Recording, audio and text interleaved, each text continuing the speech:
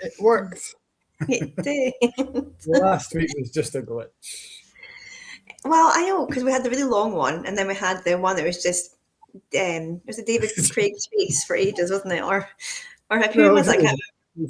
Ian last week. It was Ian Monday. Oh yeah, that's right. Like every time you press go live, we're like. I just realised my collar I look like Harry Hill or something. You do, but I thought it was deliberate. I thought, you were like, now you spent the weekend in Leith, you were like, all hipster and that. So I just thought. Yeah, no. I haven't got a jacket on. So it's cold. We had a family visit planned for today, so I got to put on the suit jacket, but they didn't turn up. It's tomorrow. So. Oh. Yeah. Anyway, how are you? How have you been? Yeah, fine. Today's my weekend, so I had a day off. Yay, one whole day off this week. Yeah. Yay. Alley racket last night, did you? No. No, I just went to bed early. I just did the housework all day today. So yeah, not very rock and roll at all, but yeah, there's that's it. Reality. Yeah. When the day off is for housework, that's when you know you've made it in life. You're there. Pinnacle.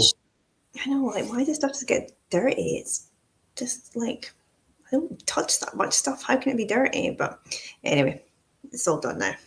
My bathroom, you could lick my bathroom floor. Don't, because it'd be weird and it would just change our relationship completely. But you could if you wanted. But yeah, come around, lick my bathroom floor, guys. It's super clean. Guys, if you know where Kat stays, it's an invitation. I'm here to lick your floor, but only the bathroom. Don't lick the rest of the house. It's off limits. Well, the rest is carpet. It's got a fluffy tongue. The kitchen. You can come lick the kitchen floor. Actually, you'll be fine in there. Yeah. Anyway, right. How are you? I'm good.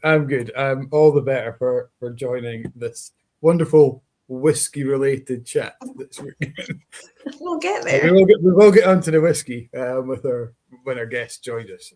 Yeah, good. Took a wee trip down to Leith at the weekend, as you did. Yes. I think mine was probably a little bit more successful. I'm not sure. We'll maybe talk about that, or we might not. As we go on. Guys in the chat, good evening. We've got Ian, we've got Neil, we've got Dave. Dave has got cake and a 10-year-old Woodrow's Teeninich. I should have got you to introduce that one, Kat. You love the word Teeninich. I can do the word cake. I just can't say that whiskey. It's just too many consonants in there. I just can't do it. So yeah, good stuff. We have got. Ian is saying, is Mike just in from the 1800s? Is it that bad? Is that good or bad? I'm not sure. Guys, if you were down in Leith at the weekend, let us know. Let us know what your dram of the festival was, what your favourite stall was, how you fared afterwards, what you got up to Sunday. Let us know all your stories from Leith if you were there.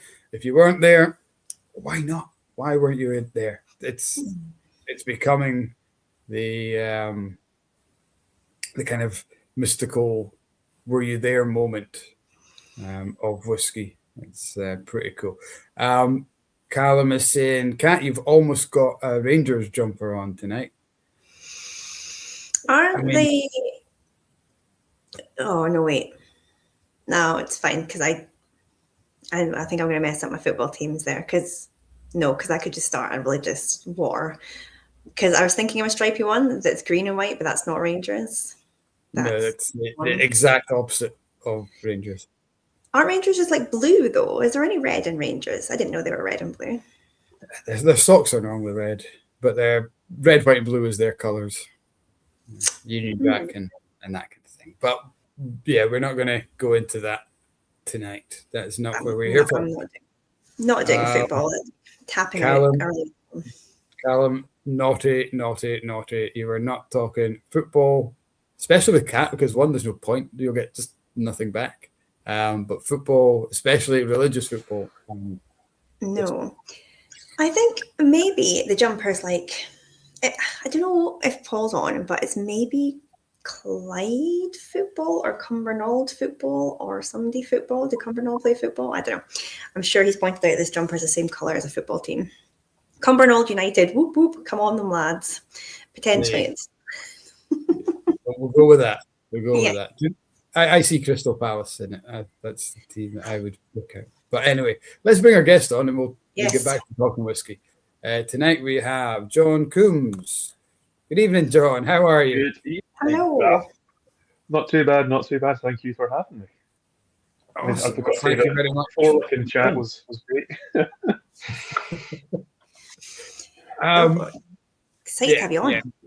It's absolutely fantastic having you on. Thank you so much for giving up your Thursday to come and sit and have a dram and a chat with us. Any excuse for a dram. I mean, a work-related dram, I should say. Yeah, any excuse.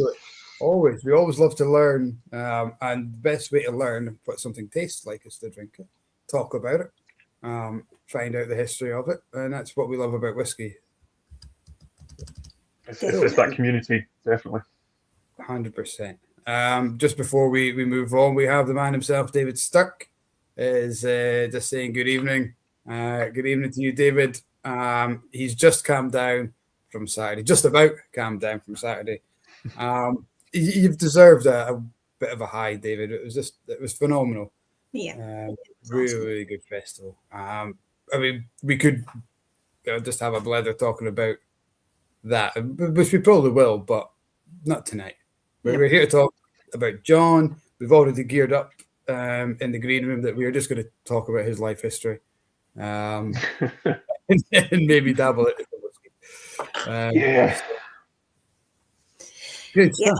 We haven't had anybody from Annandale, or one, at least when I've been on the Blether. I don't know if you and Russell had somebody from Annandale, but we haven't had anybody, I think, from Annandale. We haven't had anyone from Annandale at all. So, yeah. Oh, God. No pressure then. It's just no pressure at all. It's over to you. Why should we all be buying Annandale? I mean, I've been reading up about Annandale Distillery and I'm actually quite excited about it. And I used to live down near there, but I can't remember. Actually, no, I think it was before you guys reopened it. So you've got some really cool things going on down there. But I think first we need to find out who you are and what's your name, where'd you come from, why'd you do whiskey? Because you're a distiller, right, too? We need to get all of these. Yeah. So, I'm John Coombes, yeah. I was actually born in Dumfries, where I currently live just now. Went to school locally. My mum used to teach in Annan, oddly enough. But I went to uni up in Edinburgh, did my undergrad at Napier in microbiology and biotechnology, which is a lovely, lovely degree where nobody understands what I actually did. It's fantastic, but sort of the biotech is more medical side. Microbiology, you can do lab work, you can do alcohol industry, or you can do sewage treatment. So I went for alcohol. I think we can all agree that's sort of the best route. And then I stumbled across the Masters at Herriot Watt for Brewing and Distilling. Got my way into that somehow. Spent a year drinking whiskies and anything else that was distilled, brewed, or fermented in some way, really. And met my ex-boss on the course, and he started up a gin distillery, which I helped him run for about 8 years. It was local to here as well. We looked everywhere up and down Scotland, though, literally standing the banks of Loch Lomond going, we could have it just here, this building's up. And then he messaged me, it was just before Christmas, and said, I found this place called Dalton Pottery. And fun fact, I went there in primary school, and Mum still has little clay things I made in primary school in the house. So, yeah. It was a bit of a shame. I wanted to sort of explore the world a bit more, get away more Scotland. It's like, nope, you're going right back home. But here, it's led me to where I am now. So that distillery got bought and is currently, it's been transported and is now sitting in Cyprus, all the equipment. And it's about to get rebuilt over the next couple of years and get going. But yeah, I was then left sort of jobless, looking for something in the area as a bonus. And then Annandale sort of popped up and yeah, managed to get in. My first week, managed to talk to our owners, David and Teresa, And David's sort of flavor chemistry is his sort of origin coming through and sort of analyzing flavors and flavor profiling and market research. And we spent about 5-10 minutes talking about my thesis, and nobody else in the room understood what was going on. And I got invited onto the tasting panel so within a week I managed to get into the job, get on the tasting panel, and sort of just start to take over as much as possible. Super. Amazing. So you've been there now a little over 2 years, is it, that you've been working with? 2 years in 2 weeks. Yeah. Okay. Well, I'm a happy anniversary. Yeah, it could be an anniversary pretty soon. Have you always, did you go into the role you're now in, or you kind of very hands-on role? Well, yeah, UK trades I do sort of from as far north to far south in the UK. Occasionally get to go abroad, so they let me go to Madrid last year, which was incredible, and then a few other spots earlier this year. But yeah, UK is mostly me. Well, it is entirely me, boots on the ground. So I say we are looking to expand. Hopefully, someone says yes, and I can get someone to help me. But it's me just now, sort of doing the full UK, as well as tasting panels, as picking casks, helping with the buying, sort of, or advising on the buying. It's not my neck on the line, so it's the easier side of cask purchasing. And just drinking whiskey. That's quite a varied job. I mean, when you think of sales, you think of people coming up and doing barrel tops and chatting to bar staff and turning up at festivals, which I'm sure you're doing as well, but you don't often think of them being on tasting panels. But I guess it's the meeting of your two worlds, because it kind of leads on to the question I was going to ask, is like, do you miss the distilling side of things, the sort of the geeky kind of product, or are you managing to just dip your toes into it enough that you're kind of doing a bit of both of things that you enjoy?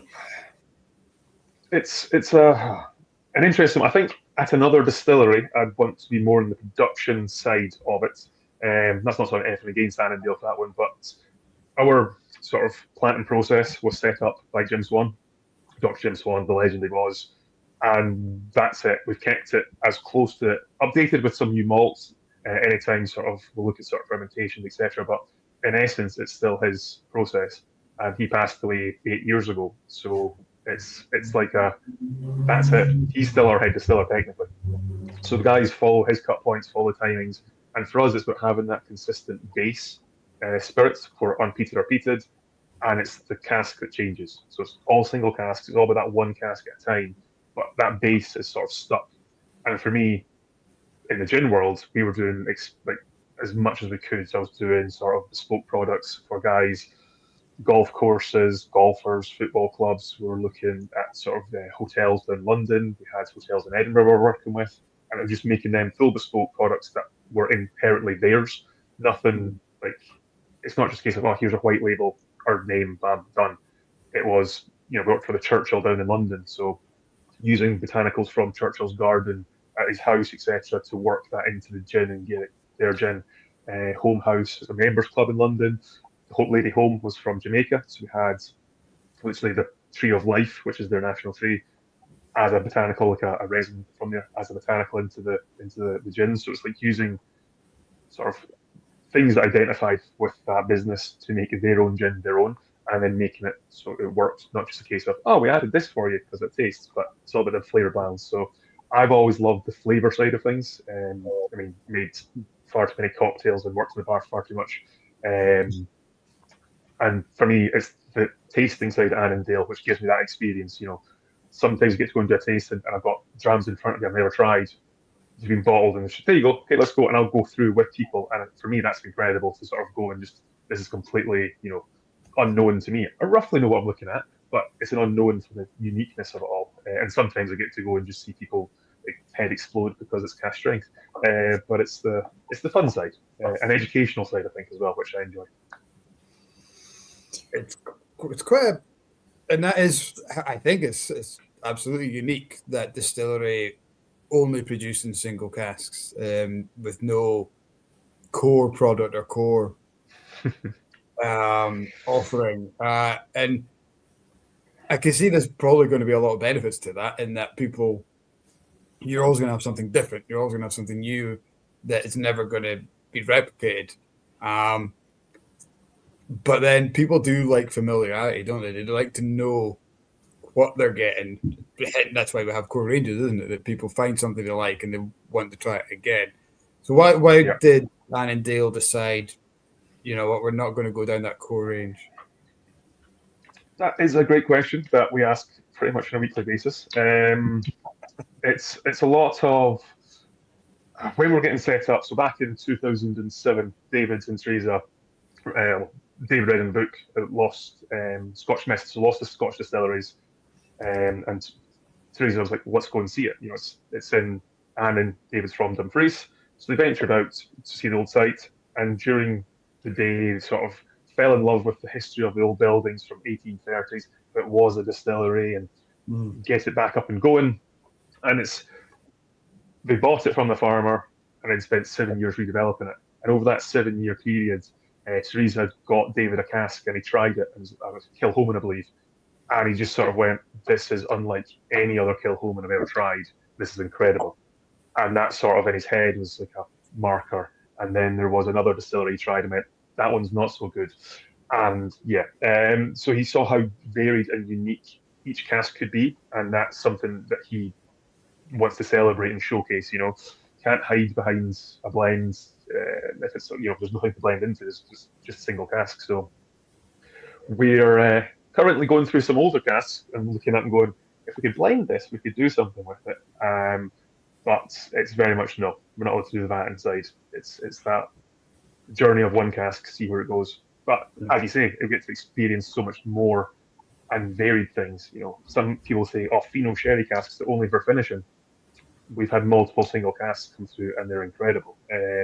So it's, we get to see the other side of whiskies as well as sort of the, not so much core range, but there's core element coming through. So I always say you've got a nice fruity apples, pears, sort of fruitiness coming through in our unpeated.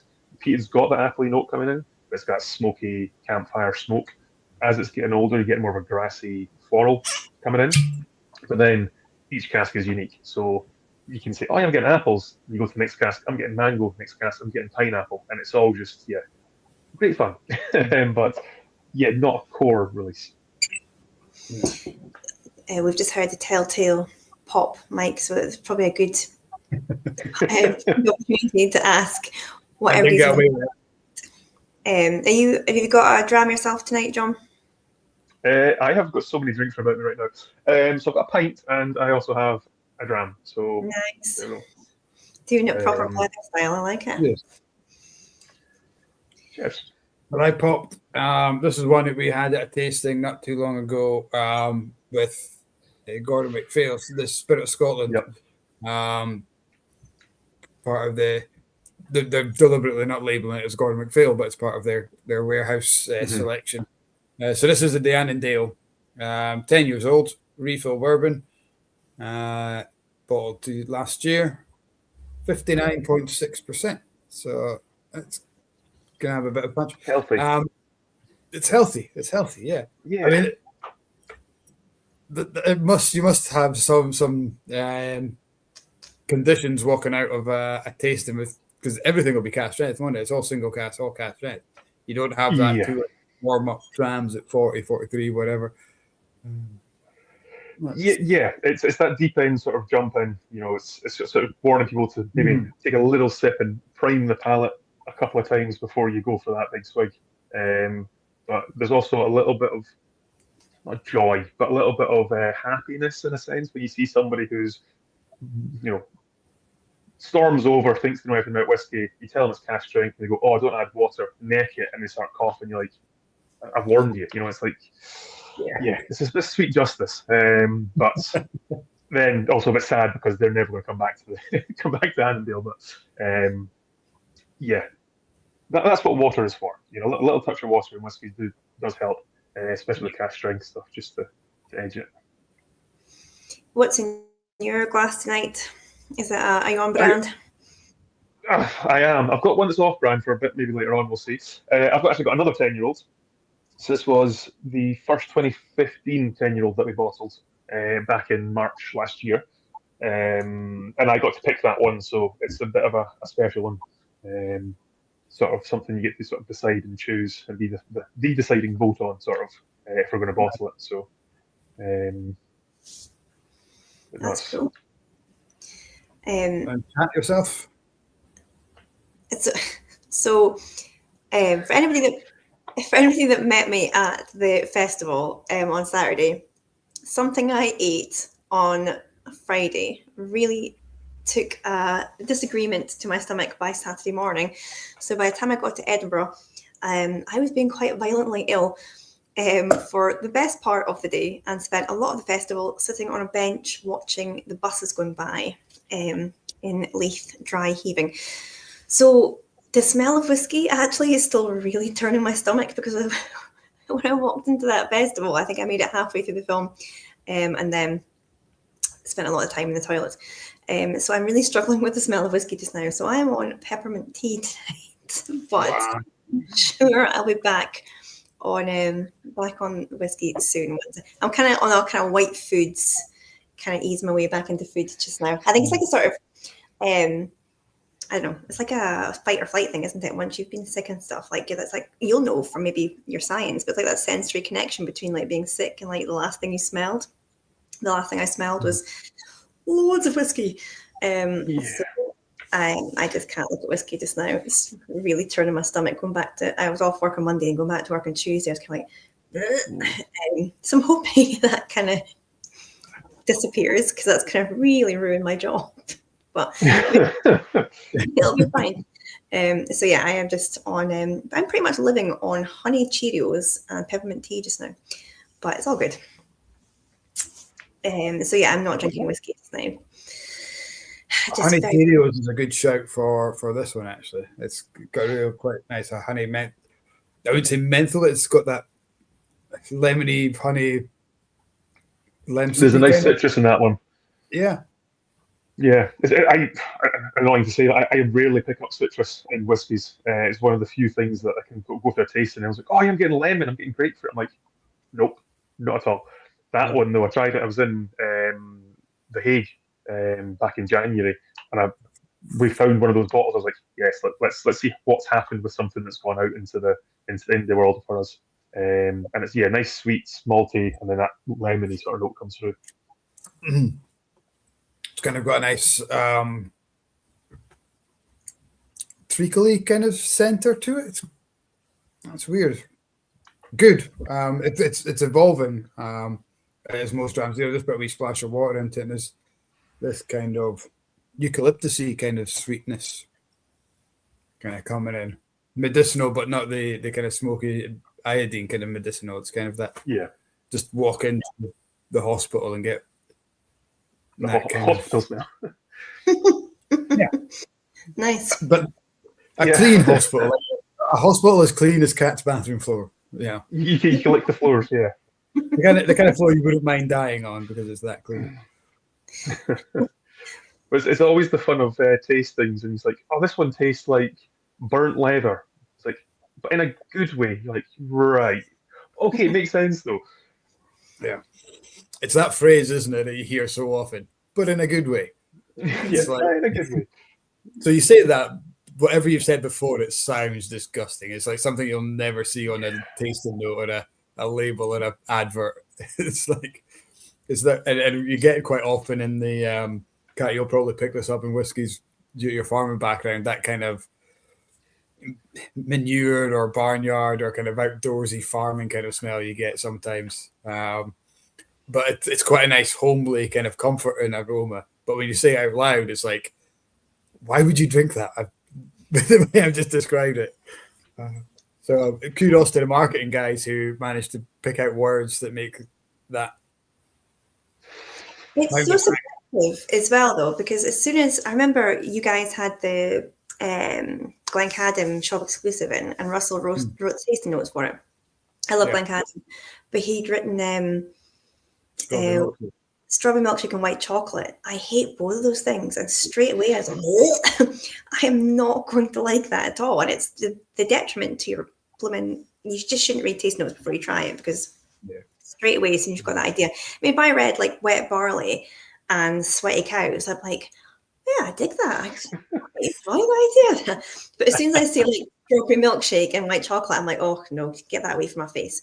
So yeah, the power of suggestion, I guess. But yeah, it's interesting because you'll kind of draw on your own sensory experiences, no matter what they are, whether you're, I don't know, hanging out, eating milkshakes, drinking milkshakes, or mucking out cows. But anyway, yeah, that's all. Also wrong.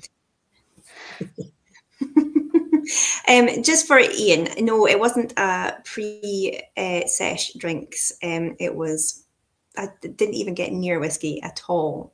So no, it was all just really bad timing of me just having a funny tummy the night before, the morning of the festival. And there was just so much good whiskey there as well. But I enjoyed all the bands in the chat. Everyone was in good form. There's good bands all day. So you don't need to have whiskey to enjoy yourself. We're just lucky that our jobs often coincide with two things. It's actually just popped something in my head there. I know David was asking for feedback. Maybe driver's packs or bottles at the stands that people can fill up and take away with them. If they can't drink, like you say, if you're not feeling well, if you're driving later, maybe little traveller's packs that you can buy or something like that to take away with you. Could be a good addition for next year. Yes. I've started to take wee bottles with me now to festivals, just because the amount of times I'm driving, I will be probably the furthest person from the event. So about 5 a few weeks ago, managed to get into a small little vials, just go around, can I get a little bit in here, please? But yeah, let's get to try some whiskies. Yeah, no, it's a good idea. I usually keep some in my handbag, but I didn't have any with me. You are quite a hike from anywhere. I used to live down in Dumfries and Galloway, and I'm from up here in Aberdeenshire. And it must be like, I don't know, it must be like 6-7 hours to get from. We were like Money Ive, near Thornhill, where Mr. Stirk is sort of area where he's about. And there's a long old road to get right the way up here. It's you are quite the arse end of the country, but in the most beautiful way. It's such an underrated part of the world. In a nice way, yeah. It's so pretty. They've got so much good coastline down Dumfries and Galloway that's never spoken about. So pretty down there, and some of the best undisturbed forests and the best night sky in the country. It's protected, I think, the night sky down there. Yes, yeah. They have a festival, don't they? They have the what's the festival down there called? Is it the Dark Sky or Dark Night Festival? Where the Dark Sky, yeah. So you've got amazing. It's glorious. We used to, when I was about 5, used to live over towards Newton Stewart a bit more, and the whole stretch there, I've got family still over in Stranraer. So like that traveling the A75 at random times of night, you sort of look outside, it's just pitch black, and then occasionally there's a farm, and then nothing. We've got more cows down here than people easily.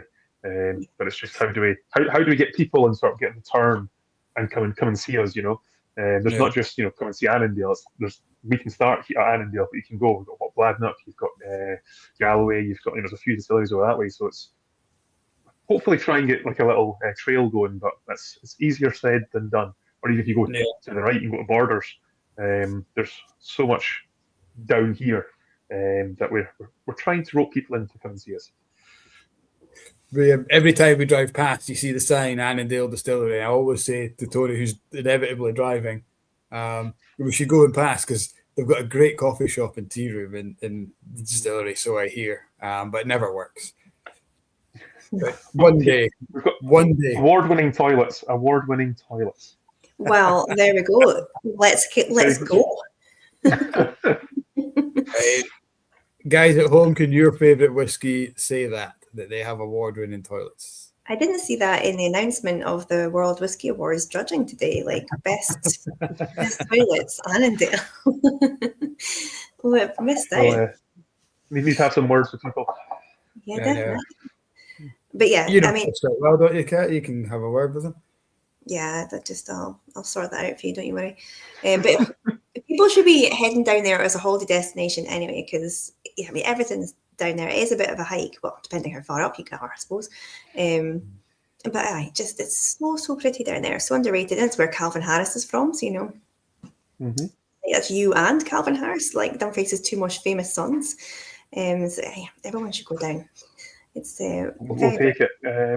Oddly enough, I'm right across the river from one of the bars that he owns, No or way. joint owns. So it's like a grassroots sort of live music most of the time. During COVID lockdown, it was going off every night, but yeah, it was great. But yeah, a nice sort of Saturday night, Friday night, Saturday night, so Sundays. I got a nice bit of music coming across the river. So it's yeah, great wee spot. Yeah, definitely. With oh, you would say something, Mike? I was going to go back to a couple of questions or comments on the group. David Sturck has said he has that bottle as one of his favourite Annandale. So I'm not sure if you're talking about the Spirit of Scotland or probably more likely to be the one that you were sampling, John, the 10-year-old that you have. But David's saying it's possibly his favourite Annandale. He does follow that up with, and Ian Abernethy is agreeing with this. Not to put you under any pressure, but the 100% commitment to single cask that he feels holds Annandale back a wee bit. The distillery needs some form of core release so that people can identify with that. We understand that. Oh yeah, it's definitely for me. It's there are ways you can go against it. If we were the same as everyone else, we're just going to have whiskey on the shelf. We'd probably sell more, yes, but it's sort of we've got the ability to sort of go, this is what we're doing, and David says we're sticking to it. So we can have wonderful ideas and try and persuade him, but until he says go for it, we're doing single cask. But for us and for me especially, getting bottles to shops, let them be able to pour, let people be able to taste it before they buy it 100%. I always believe that's the way to do it. So getting tasting bottles into shops or little miniatures, things that people can actually sample and go, actually, I'll take a punt on that bottle. So it's, yes, understand it, but it's not going to change. So we've got to come up with other ways to get people introduced to us and sort of, increase the knowledge of what we can offer. But I think we are actually looking, I don't know if it's gone live yet, so a little sneak peek for you, but I think we do have driver packs. So if you do the tour, you get a driver dram pack. But I think we're going to go, just if you come to see us, we're going to have little like driver dram miniatures, but just to give people. So you get a little taste, even if you are just visiting to see, get a coffee shop sort of thing. Okay. Hopefully no one at the still is watching and shoots me for this, but yeah. But it's getting people to try it. That's the best way to get us known. So I do see value in that point. You've got so many distilleries on the go. Like what can you do that's standing you out from everybody else? If you are the only ones currently doing, only single cask releases, then it's a talking point. It's got us all talking about it. And if we haven't looked for a bottle, potentially we're going to go and look for one now. I mean, and if you're spending a lot of money on it, because money's precious, right? For all of us, we're all buying less whiskey and stuff. Although you wouldn't have thought so with my people spending money at David's festival of the weekend there. But people are a bit more conscious about what they're spending money on. They're not going and buying every Glenallachie release, every, whatever else. Yeah, so if you believe you're getting more for your money because every time you buy a bottle from you guys, it's going to be slightly different, slightly unique, a little bit more special. Maybe that's just what we need to be looking at a little bit more instead of just whacking out as much stuff for the shelf as we can and occasionally just changing the packaging. I think it's also following quite closely with sort of your indie bottlers. Thinking into the festival, your indie bottlers, they're able to select and go with different different distilleries. Yeah. That's their sort of the paints available to them. But for us, it's sort of we produced all these and it's the casks, but it's almost as if we're an indie bottler the way we're releasing things. Selecting ones when it's ready and going for it. So it's not as if it's 100% unique. There are people out there who are doing single casks as their release. We just have a nice, lovely, beautiful distillery to back us. So it's I guess you could be classed as Scotland's most consistent independent bottler because the spirit is always the same. Hopefully the same. Yeah. I guess that's the other way of looking at it, isn't it? People on this chat are probably more often than not drinking independent bottlers, small batches, unique whiskies, rather than supermarket core range whiskies. And I know in the Aquavitas there's always a clamour for that kind of higher strength, unique stuff, done the way that the geeks like it. And here you are kind of producing that, and we're still having a bloody moan about it. So you can never win, but it's yeah. I still get to drink the whiskey, so I'm happy. Yeah, well, that's very true. I loved how Kat just totally dumbed down any kind of core range production. What was it you said? Just chuck out whatever you can and change the packaging every now and then. Not for a core range. We went through last couple of years we went through a stage where like you couldn't keep up with the amount of new releases that were coming out. Like they were too numerous to keep up with, even for the most devoted fan. And it was a shame because even though the liquid's all still really good, like people are kind of becoming a bit disenfranchised with it. So there's got to be a happy balance somewhere in the middle as well. And I guess we all just have to keep evolving with the consumer because they're calling the shots at the end of the day. We're kind of giving them what they're asking for, or trying to give them what they ask for. It just depends how fast or slow moving you are. If you're a distillery, you're not always the quickest moving animal out there. But yeah, it's as long as we're all still surviving, it's all good. And if it's good liquid, then people are always going to keep coming back, whether it's single casks or not. But yeah, and for the shame of me, I haven't actually tried it. I'll need to get a bottle of it. I was looking at that bottle you've got, Mike, on the website of a local retailer that is up the road. But I've not got that much left. We're actually doing wee tasting packs from the Spirit Scotland range. So, talk about driver packs. You can have a wee sample of the 6 that we had at the tasting. Because there is some pretty good stuff in there. This one included. It's really opened up. It's evolved quite a lot. I think Ian, who's watching, had a comment earlier on. He was on the tasting with us. Said he felt it quite sharp initially, but some time and some water, it really evolved. And it's now in a third different kind of nose since I've had it open. It went from that really zesty honey to a kind of eucalyptusy kind of deep note, and now it's kind of more cereal and malty. It's I like that when the dram just consistently changes anytime you pick up.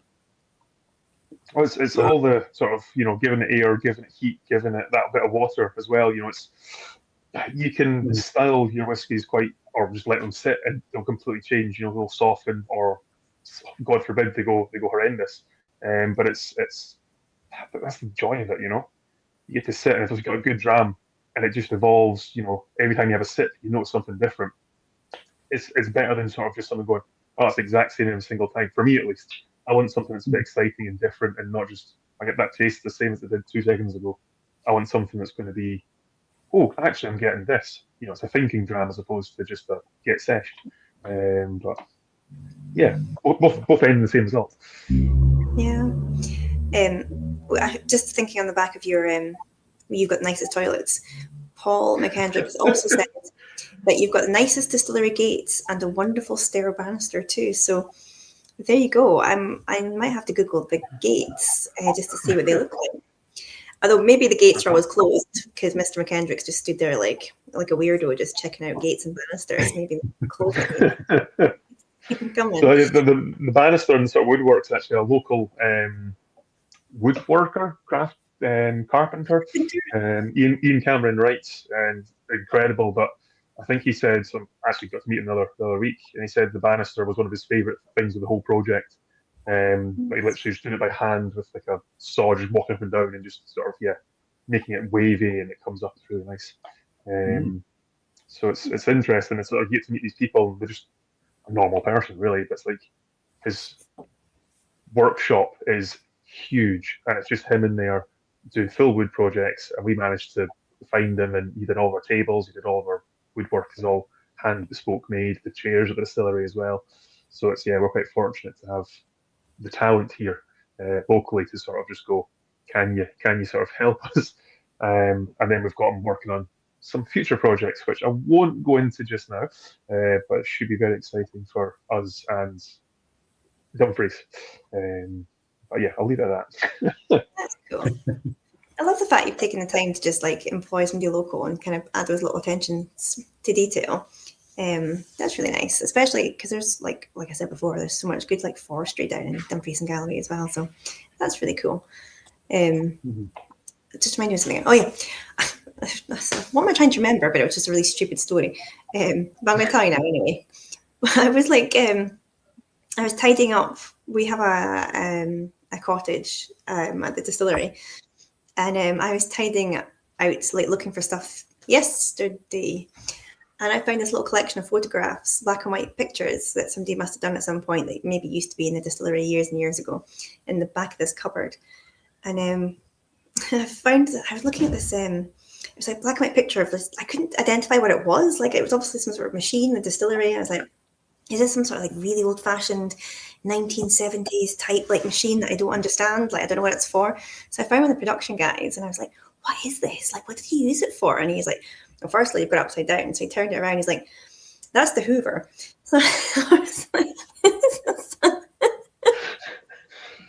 so some sort of, I don't know who's done these, because there's like really random photographs. You know, it's like a broom and there's like a fire extinguisher, but somebody's just taken like a close-up photograph in black and white of the Hoover hose. And this is why I was thinking of it, because it's underneath that spiral staircase, Mike, that we've got in the mill room. Victorian engineering in a spiral staircase. I stood for ages with this picture thinking, what on earth was this? What did they use it for? Still the same bloody Hoover we've got this day. They probably took the picture of it 20 years ago. I felt like such an idiot. But anyway, yeah, you always find these little hidden beautiful things in distilleries. So it's like distilleries are this kind of like nice mashup of like in factory engineering and like pretty, and I quite like about them as well. Anyway, that was my random stupid story. What I was looking for originally was Paul's original question further up. I got distracted by his love of your banister, which sounds a bit weird. Yeah. Paul, you're looking. We've got Michael Dudley who's watching on Facebook. He says, Annandale, the hidden gem in the whiskey world. Oh, nice. From Michael. Excellent. Good to have you on, Michael, listening in. And we have Greg from The Water of Life saying hello. So, hello, Greg. Good to have you on. The film. Okay. Once again. It was a very good film. Sorry, I've just found this question. So, as one of the first established of the new wave of lowland distilleries, how does John feel about the sheer amount of distilleries that have popped up recently and competing with them? Oh, burn them all. No. Burn them all. And that's how you get cancelled. No, that's great. It is great. I get the joy, go to all these festivals, get to meet everyone as well, and we get to, we're all going through the same sort of journey, just taking a slightly different route. And they're good people, good whiskies, good people. Some of them, we've got worked with like Dr. Jim Swan, so you've got like a cousin relationship there. Some of them was like first distillery managers that went on to other places. Linder's there, distillery manager, shared links. So you've got all these small, like Locklee, it's all these small places that we all have a shared sort of community of people who work there or you meet through it, and it's great. The Lowlands needs a lot more attention. It's the old historic view of it sort of just being grain distilleries, ladies of the Lowlands. It's light floral. There's like two distilleries that do triple distillation, I think it is, down here, and the rest it's whatever it can be. We're not just sort of light, soft, fruity notes or floral notes. We've got sherries, we've got peat, we've got everything. The Annandale historically back in 1830s was a peated distillery, so even in those days, the sort of it's all light and sort of soft and airy flavors. It's like it didn't exist back then either. So yeah, it's all marketing. I think it was marketing to distract people from the Lowlands and just go up further, which is a shame. But no, I think more the merrier down here. We've got the space, we can accommodate, and as you said, the landscape. A wee distillery here and there does fit it quite nicely. So yeah, I think that's really what's helped the Lowlands grow, is that there was so few 20 years ago, and there has been that room, and more recently the demand for that, and now, as you say, listed a great number of them, and more on the way. But we did see it was like every new distillery, wasn't it? Was a Lowland. probably kicking off with Daft Mill was probably, I know it didn't release anything till 12 years, but when that kicked off. Then yourselves was after that, I think. And then Lindors, Lockley, Aberargie all kind of rolled in after. Yeah, I think it's good. It's good for competition, and the fact that so many distilleries open up shows that the demand is there. Shows the competition is healthy. You'd be probably more worried if one new distillery opened to compete against. You want that because people will visit the area now and do a little Lowlands tour, which say 20 years ago there was no Glasgow, Edinburgh. Two stops, and that was it. Yeah. No, it's just. I mean, I've got a couple of people maybe you meet, and how many almost 10 years I've been doing this sort of stuff, or 12 years now. I think that 2 people I've met that I've went, nah, you're not my kind of person, bye. And I've met how many tens of thousands of people. It's the amount of people I've met. Well, back to it's not us, is it? Oh well. But it's like, I got to go to Madrid. From literally, I met Diego when I was in London because I met Mike and Duncan who do Honest Fair Malt. He has literally just said hello. Diego has literally just commented. I was chatting to him just before watching his the podcast he was on, and there we go, croquetas. That's a lovely link to my journey for trying to find croquetas in Madrid, and I think found 2 over the whole festival, and I wanted so much more. But you get people that you become friends with, and we talk about not just whiskey stuff, there's random events going on, and you just get to chat with them. It's that sort of community. And yes, okay, great, we want to be the only ones you can see, but in reality, everyone's going to buy. You buy one Annandale, you go buy a couple of Lockley, you go buy a couple of Lindors. It's fine, It's competition, but it's a healthy, friendly, let's go for it. No one's of the small independent guys, let's say, is going to sort of try and take over someone and just kill them off type. That distillery's closed now. We want to succeed. We want to push forward, get people coming to the Lowlands. There is more than just sort of little corners of the Highlands you can go to. Come down and see us. But it's a journey, and we're getting there. Yeah. I flagged up the Lindors. That's my next. You'll see a theme in the whiskies I've got looked at tonight. It's another Jim Swan kind of inspired, isn't it? Kind of heavily relying on that SDR cask. Kind of that is a running theme in a lot of Jim's distilleries. Kind of this process of stripping and recharring. Indeed, it is. I believe. What a segue into. I know, it's brilliant. It's like we planned this, but the guys watching at home know nothing about this. No idea. And what's kind of interesting to me about now that we see a lot of his early processes coming into kind of double figures, almost 20 years old with people like Cohoman, is that STR process was really designed about getting the best out of young spirit, wasn't it? It was about making flavors marry young, so you could release 3, 4, 5-year-old SDR casks.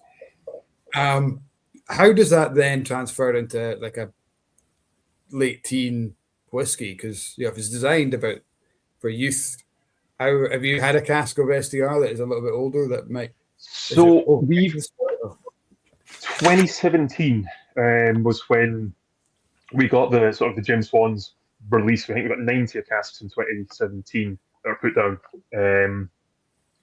at 45 peated, 45 unpeated, and we're going with them. But I think I've managed to convince people to stop bottling them and just releasing them as quick as they can.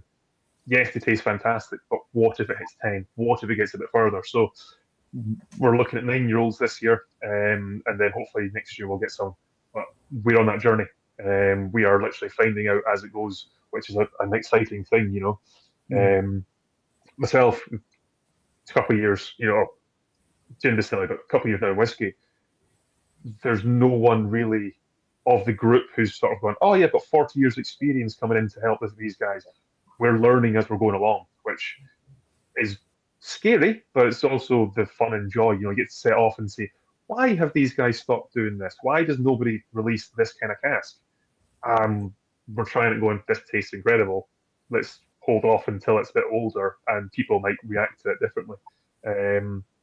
Because there's changes we've seen. James Swan came in with the encyclopedic knowledge in his head of how this yeast will work with this grain for this fermentation, this cut point. Our yeast we put in is over pitching to hell. We're putting in tens of kilos of it into it, which is massively overpitched. But that gets the fermentation to a certain point before the sugar goes. So you're getting up to that lovely appley, grassy, there, stop. You're not getting the sort of back end of that fermentation because that's the flavour profile that we want. And that was designed with David and Jim. So it's the techniques, it's everything that historic distilleries maybe didn't have in those times. So you have to have it for 12, 15, 18, 20 years before you go, oh, here's a great spirit. Then you've got younger distilleries like ourselves, Lindors, Lockleigh, going, here's a 6-year-old, here's a 7-year-old. And people sort of go, oh, that's really tasty. That's like a 15-year-old, that's like a something else, So having the casks technology as well with the SDR sort of come through, where you've got that rejuvenated cask, which is not quite a virgin cask. It's more almost like a fresh bourbon cask. And then you've got some wine influence coming in. It's massively helping. And to be honest, if it gets older and it just softens and smooths a little bit of that spice note out of it and just gets softer, that's going to be a dangerous cask strength drinking dram that will, in my head anyway, it'll be ridiculous. If anybody wants to geek out about things like that, I don't know if you saw it on the website too, Mike, but the owner, David's obviously a professor, and he's written these little wee essays on your website, just kind of like doing little geeky deep dives. They're all about 5 to 8 minute kind of essays, but I lost way too much time earlier just sitting reading. I'm like geeking out like a little wee like troll. I'm like literally screenshotted loads. I'm going to go back and steal a lot of the information, but like barley, your SDR casks, your copper, chill filtering, just like all bits that you kind of know, and then just like kind of branching it out a little bit. So for all the guys watching, pop on the website and have a look. I think it's just in a little drop down in the top corner. I think it's under his name actually. I think can't remember what it's under, but you'll find it easy enough. I think it's just like David's essays or something. Yes, David's technical notes. I think. Yeah, yes, that's it. There we go. But yeah, really worth the look because a lot of the guys who are watching know enough about it to understand what he's going on about, but also he just kind of goes a little bit more geeky, a little bit more science. So I really enjoyed those earlier as well. Do you still find yourselves just kind of stood? Is he still quite involved with the daily running of the distillery? Is he involved with like a lot of the processes? Yeah. So I think he's coming up he's up next week. He's up last week for a couple of weeks. So he's still running his main business, which is MMR research. So mathematical market research is one of the biggest market research companies in the world, independently owned. So that's where he's sort of made his bubble, doing flavor profiling for Heinz beans, Diageo, insert big brands. And it was sort of, he still runs that and then comes into his passion project, which is the distillery. You're sitting and he was pop in, hi guys, how's it going? Sits down in the office and has a conversation about Fanta and Tango and stuff, like what's going on, and comes out and chats whiskey. So he's as much as he can be. This is his passion, he loves the distillery, and it's sort of seeing it move and go forward. How can we do things that are different and no one else in the industry has seen within the scope of being single cask at the same time? But he also then leans on us, our warehouseman Toby. He's ex-chef. He used to work in Michelin restaurants, so he's got that energy and palate that he loves flavour, but he also loves challenging. Like, why can't you put this cream on this, chicken and make this, flavour? And he's now looking at casks, going, "What if we did this and this to a cask, and then did this and then?" And you're like, "Toby, sounds great. Do it. Ask Dave and see if he'll say yes." And most of the time, Dave will sort of stop and think. And you're like, "Is it yes or no?" And it's like, "That'll work. Yeah, go for it." So we've got a good few things, hopefully within the next year and a half, that we'll be putting down. But the joy of whiskey is it's at least 3 years, most likely 5 or 7 for us before we actually see what's going to go and happen with it. But it's the hopefully worth the wait. See what's coming. It sounds like you're all sort of like a sensory type background, like you just like a little palace of flavor, like whether it's chefs or like you with your degree or David as well. Like you really can't get it wrong. You know, if one of them does just taste shite, we're like, well, you know, they're all what's gone wrong there? Yeah, well, it's great having David actually. So when he's up, he's coming to the tasting panel, and we've been looking at some of the early 2014 stock that was like this was the first cask going down. And I think it was in April, up until April, so it was November 9th up until April, we used another provider of malt, and the peated wasn't consistent, it just wasn't hitting right. So some days it was, say, like a 90 ppm, other days it was a 5 ppm, you're like, what's going on? And literally when they take from the silos, it wasn't getting mixed through, so it wasn't being like consistently blended through, mixed in the malt. So when we put it through our hopper and in, it was just coming through either all or nothing. But having David to go and say, oh yeah, I remember that one. It was December and this one. You're like, how do you remember that firstly? And how do you remember it was really cold that week. And it's like, how does he have that knowledge in his head? Like just there. But it's valuable having his sort of insight going, oh no, that was the week that this thing broke. So we had to change from that steam generator to get something in to replace it. So there was only 5 casks that week instead of your all 40. Like, okay, great. But now we're trying to learn how does that affect and change and what's the pass on now coming through to us. So yeah, it's great fun. Annoying sometimes, and if something is bad, I'd say generally, maybe one person, I think just now in the tasting panel, we've got about 8 of us, and if one person might say, oh, I really like that one, and everyone else says, no, it's sort of a, what's wrong with you? You know, I've done it before. I've had a coffee, sat, took a sip, tried the whiskey, and of course I got picked first. And I was like, oh, I'm getting red berries, strawberry laces, I'm getting, you know, it was just bright red fruits, and then it was sweet, you know, honeyed. And everyone just looked at me like, the next person, like, I'm getting sweaty, it's like a rugby changing room, it's grass, it's, oh God. Every person agreed. And I was like, okay, guys, yeah, okay, sorry, it's me. And then I went back at the end, you know, wash the palate and try it again. It's like, okay, no, I understand. I'm sorry. I tainted my palate. But it's, yeah, you learn. Best of the day. Oh, no, it gets brought up a lot, though. Yeah, I won't live that one down yet. Yeah, I mean, I'd kind of be freaked out doing a tasting panel, especially if you were first. But then, so what's the dynamics of a tasting panel? You're literally all in a room and you're just voicing your opinion first. Is that not like kind of maybe influencing what everybody else? I mean, obviously they've already got their. Go on. So we've got our sort of the process. We worked with some of the MLR team, and you know, the head of their sort of flavour profiling came to see us, help us work out how we do our process. And it's like, okay, so this is what we're going to look at doing. So we take it cask strength. You take your nose, swirl it 5 times, nose it, write down what everyone gets in silence. Then it's the colour. Then we add 5 ml to bring it from about 60% to about 46 in a 15 ml sample. And then same process again, just nose.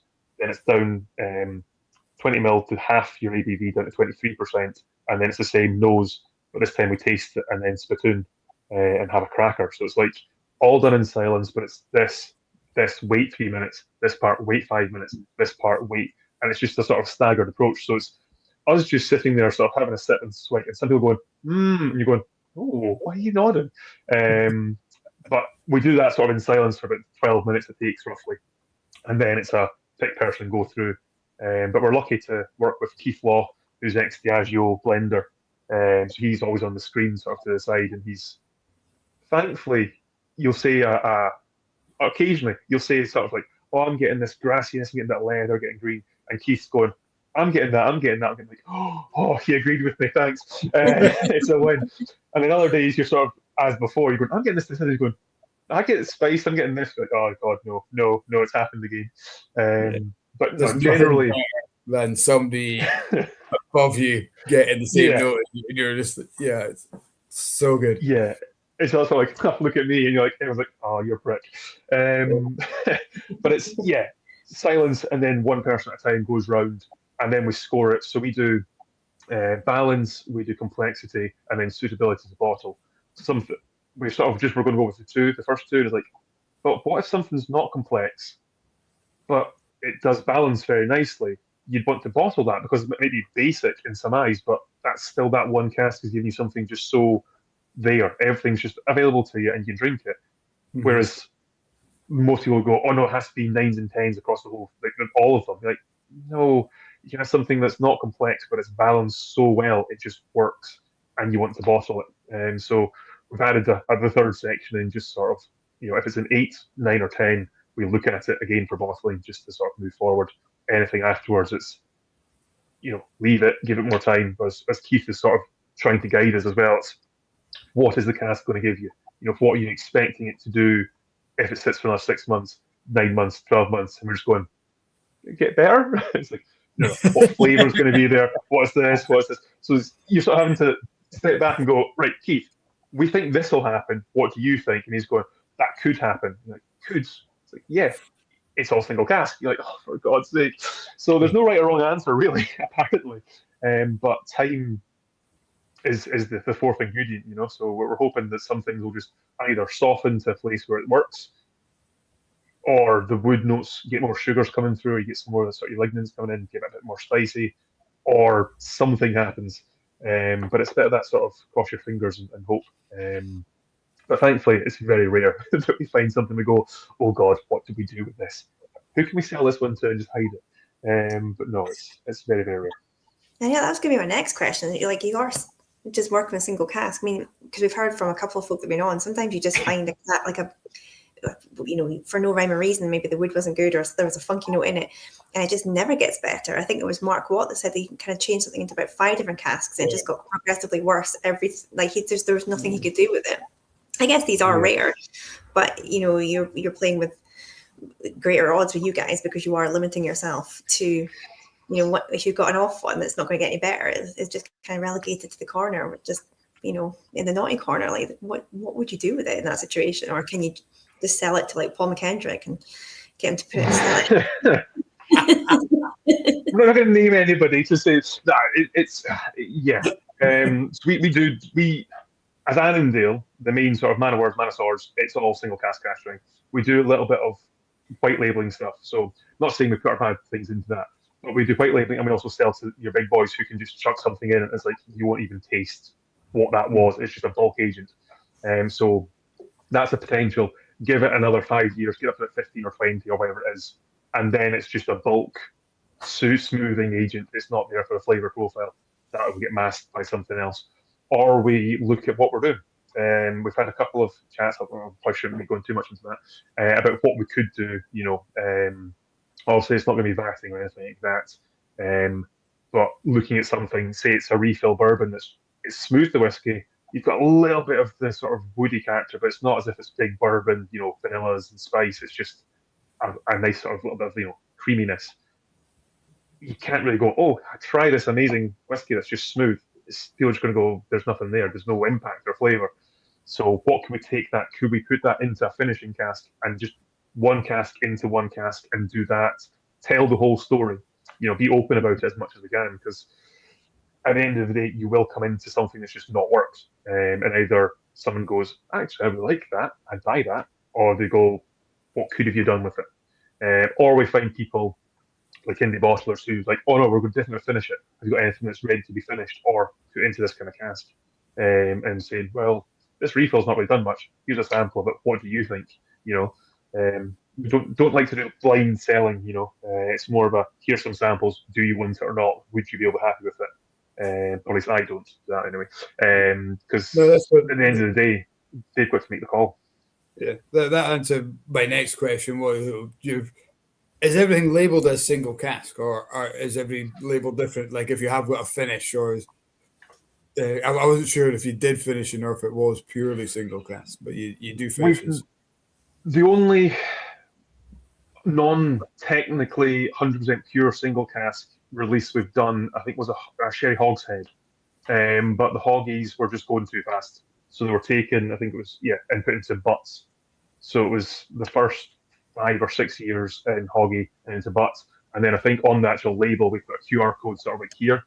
That was scan the QR code, put in, and it took you to one of David's articles explaining it all. I think a video of him talking about it.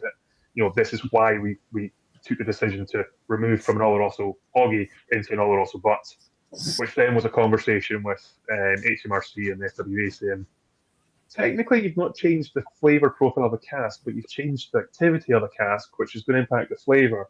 And it's just, what can we call it? What is the name of that? So, yeah, just be honest and open. You know, if we try and pull the wool over people's eyes, it will be found out and people will get it. So why risk it? Just say, well, this one's a bit different. You know, it's something from us that's we've had to put into another cask because it was going too fast. You know, and if people say that we're not doing what we're doing, where 99.99% of everything else we release is 100% single cask, then yeah, we'll just have to take it on the chin. Okay. That's interesting. Good answer. Jesus, thanks. Don't ask me again. I won't remember that word for word. Well, luckily for you, it's recorded, so you can watch it back in about an hour's time. I still wouldn't remember it. That's the worst thing. I would say we'll give you the transcribe, but it never comes out. No.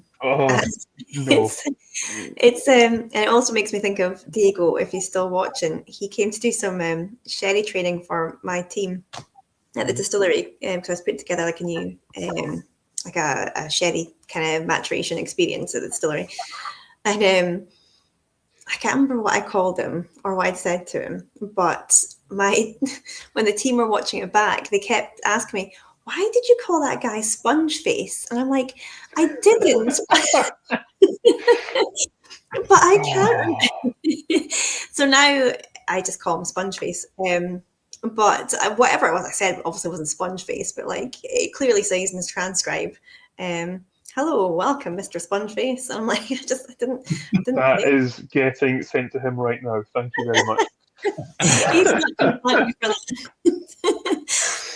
But it's like when the previous person that used to do this chat, Russell, every time he said Oloroso, it used to come up on the subtitles, Hola, Russell. So like it's just, it just never ever comes out exactly. Oh, it's not going to show, is it?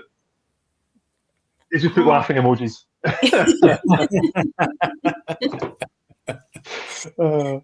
So yeah, there you go. He's going to watch this back when it goes live. No, doing recording the closed captions, the auto-generated closed captions. You're like, what is going on? It doesn't do anything. Yeah, it's actually almost better than just watching it, real time, just kind of reading it back and wondering what the hell we were all. Well, watching it in mute and try to figure out what we were actually saying it's good fun. Yeah, exactly.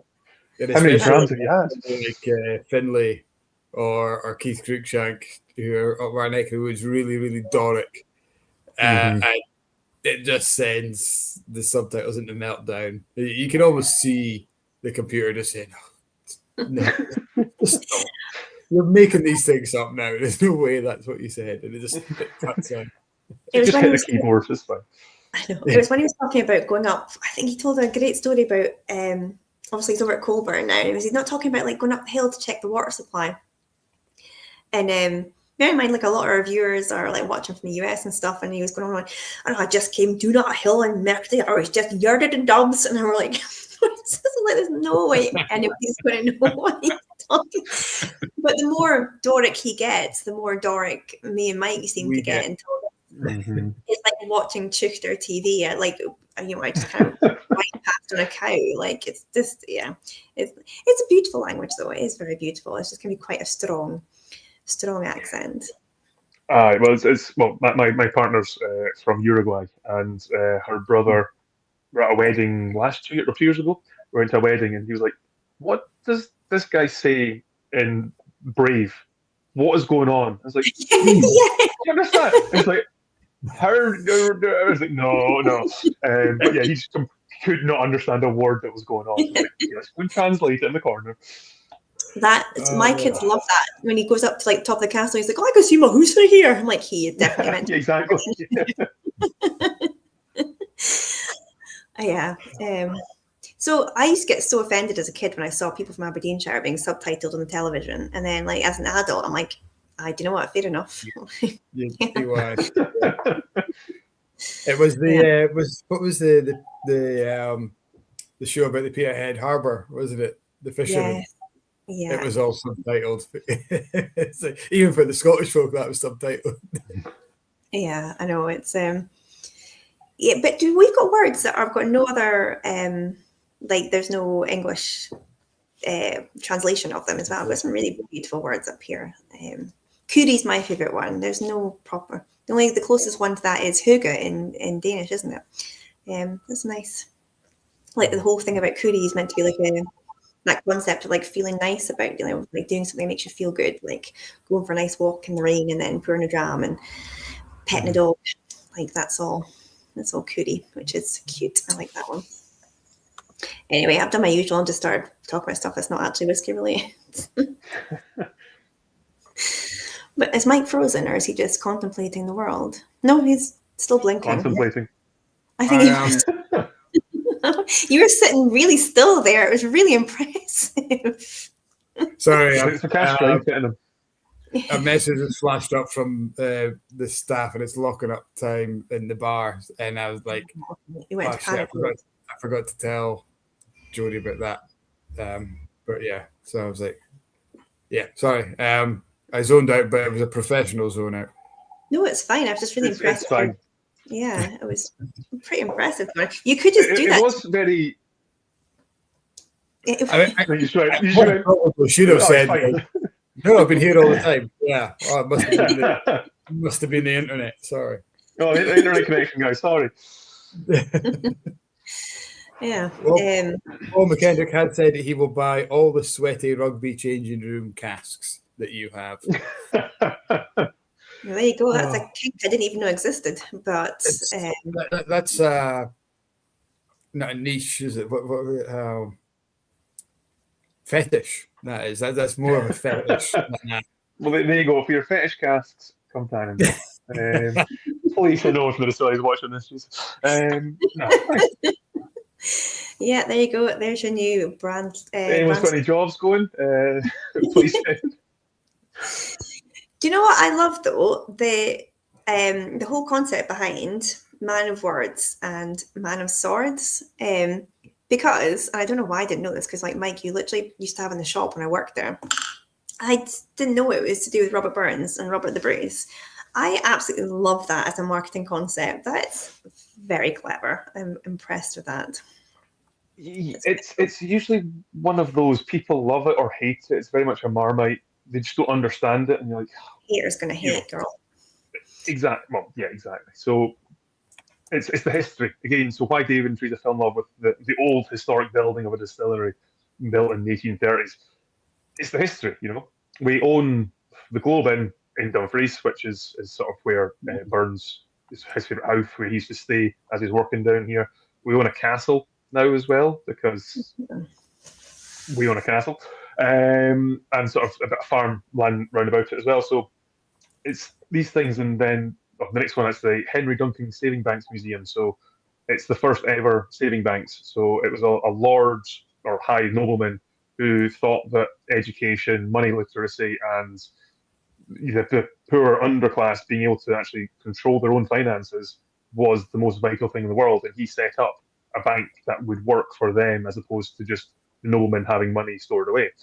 And that's the very first one in the whole world. So it's again historic things that are going to be lost to time and vanish, and that David and Teresa sort of wanted to hold on to. And sort of who else than sort of your man of words, the man of words in Scotland as well, Burns, our national poet,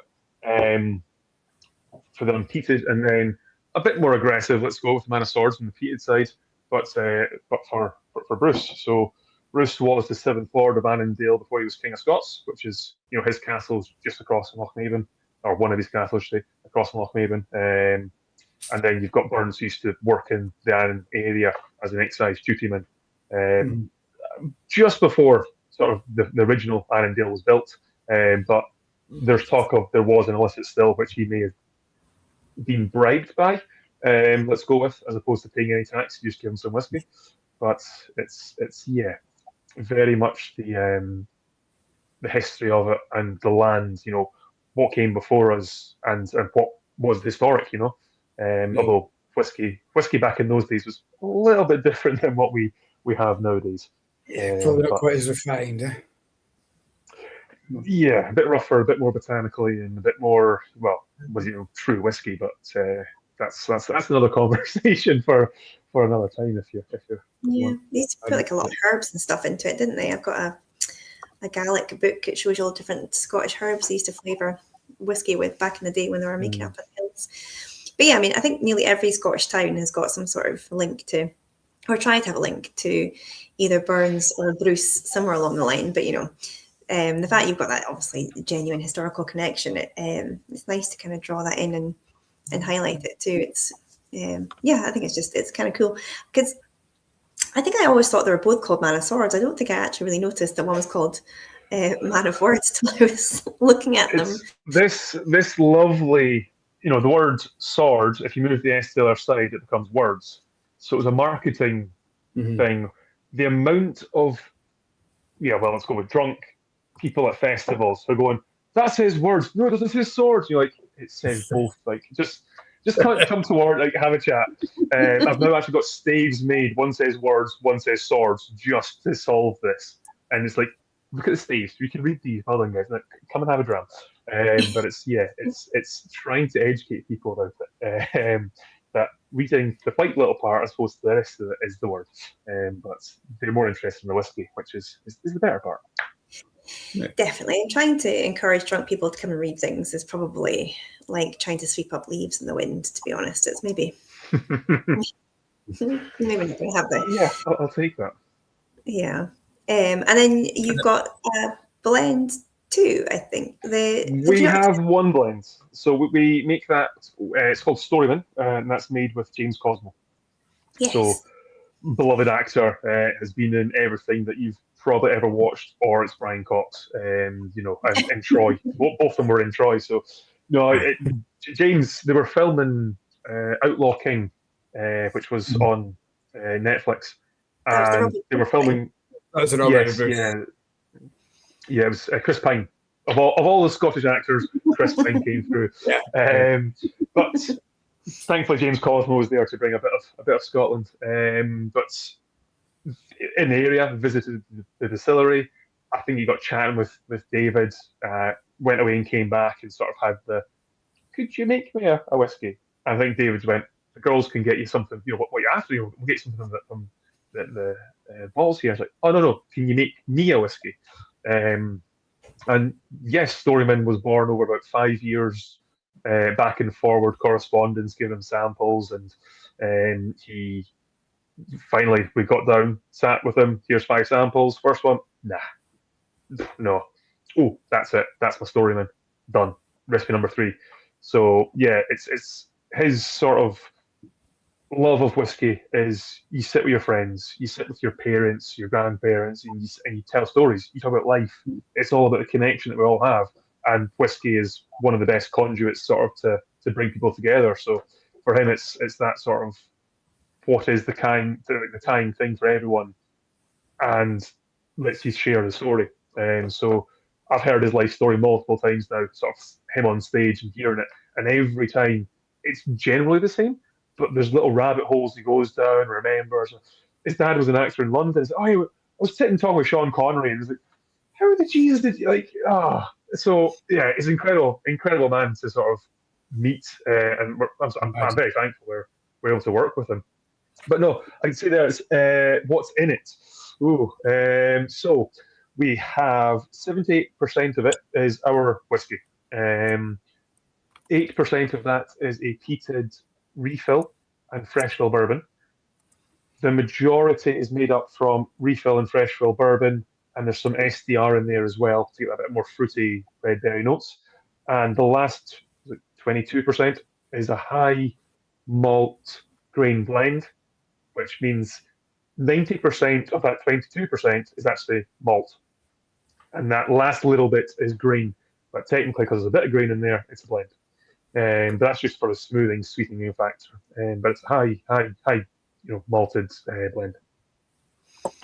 And obviously, there's some Annandale in there. Yeah, so 78% is Annandale, so it's got some lovely flavour. It's very tasty. That's the problem. It's 46%, very easy to drink, and you sort of open the bottle and you go, oh, it's empty, and you can stand and walk. As opposed to when you open one of the cask strength ones, you sort of stand up halfway through going, oh, Jesus, how much have I drank?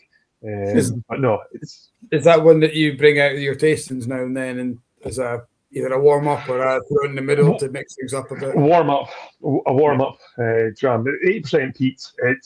You notice it at the back, but it's never going to taint. Like, I don't actually find our peated whiskey to be overly sort of tainting of your palate or ruin your palate in any way. It's very much you can go back to unpeated and play back and forth with it. So it works for me at least, and most people try it.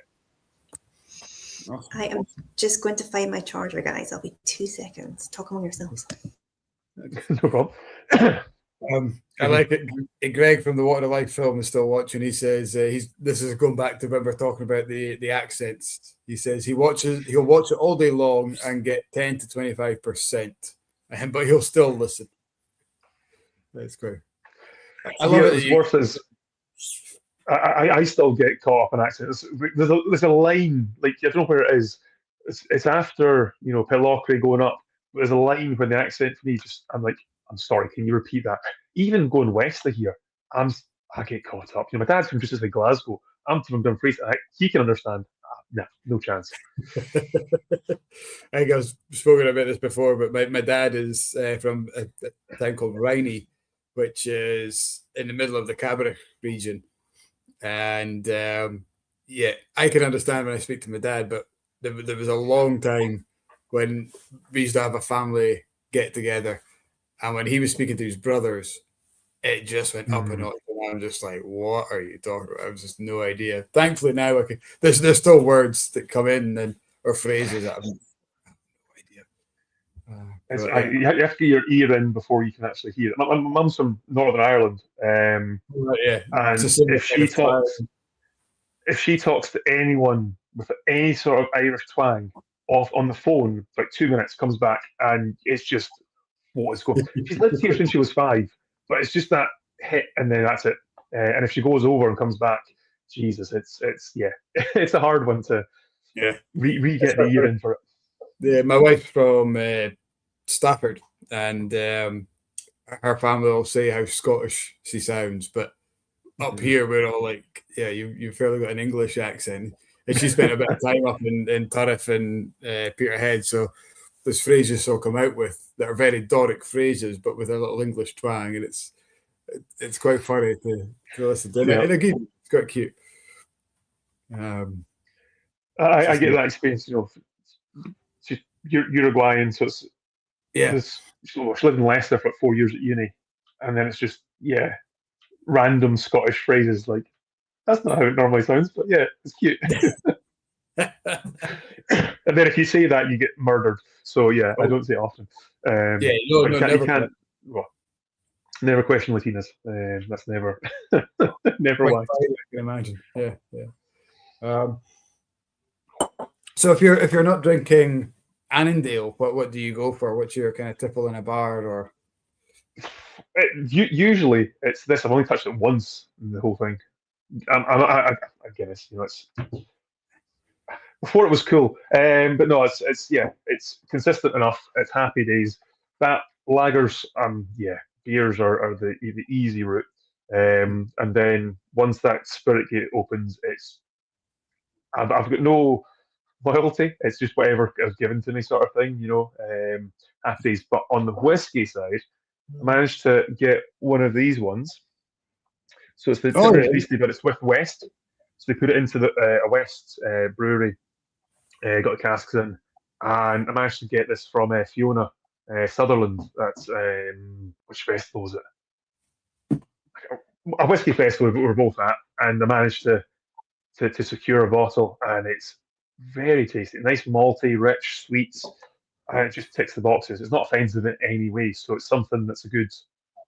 I know what I'm getting. It's consistent. Happy days. Yeah. I'm saying this as I've just spoke about single cask being the way to go, But you need a variety, You need a safety fallback or a palate reset, It's something you can have that sort of goes, this is me ground zero again, and I can go back into random drinks and then get sent in a taxi home. Thankfully, Diego's not in the chat anymore. In terms of species, it's it's synonymous. That name, I think, fits so well with that blend of Lowland. We spoke about right at the start when you said nowadays Lowlands don't have that mantra. Some of them do. Your Royal Contortion as that kind of easier style drinking whiskey. Timorous Beastie is probably that blanket paintbrush that everyone from the outside looking in thinks, oh, that's Lowland. It's elegant, it's sweet, it's easy to drink, hence the name. And obviously it's got the Burns link as well with that. It kind of wraps everything up in a nice wee phrase. But guys like yourself are fighting back and say, you know what, we're not that soft. We've got a bit of punch about us. Come and try it. Aye, it's the sort of negativity. I mean, shown at the start against sort of what was Lowlands. There's always a place for it. There's every sort of style and flavour that comes through. There's a place for it. But the annoyance or the struggle I'm facing just now is we've got a couple of big hitters like the SDR cask, and we've got one double oak. We've called it double oak. It's very confusing marketing wise because it is actually a single cask, but it's from a Woodford Reserve double oak bourbon. They use 2 casks to produce that bourbon, and it's the second cask we've got our hands on. So it's a first fill bourbon that's been seasoned with a 7 or 8 year old bourbon. It's bourbon, but it's very big flavour. Your STR is very big flavour, and I'm going, here's a nice soft, delicate 10-year-old that's just nice and soft, and you get in, and I'm going, I want the big flavour. I don't want the delicate. You have to have the balance, guys. It can't all just be big. Otherwise, nothing is going to be sort of, it's going to be washed out. It's going to be, 40%. Oh, who wants that? You need the balance. I can see why a single cask double oak would confuse people. Yeah.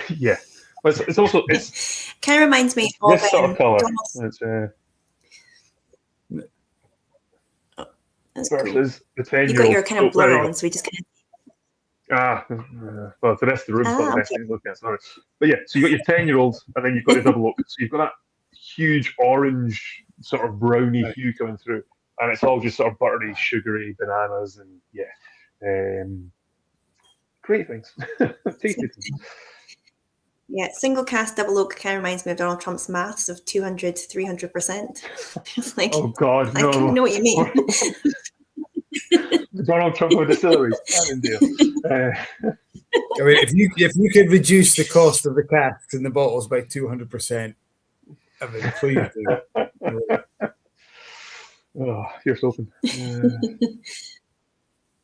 That's a man that we don't need to know. I kind of feel like I'm missing out.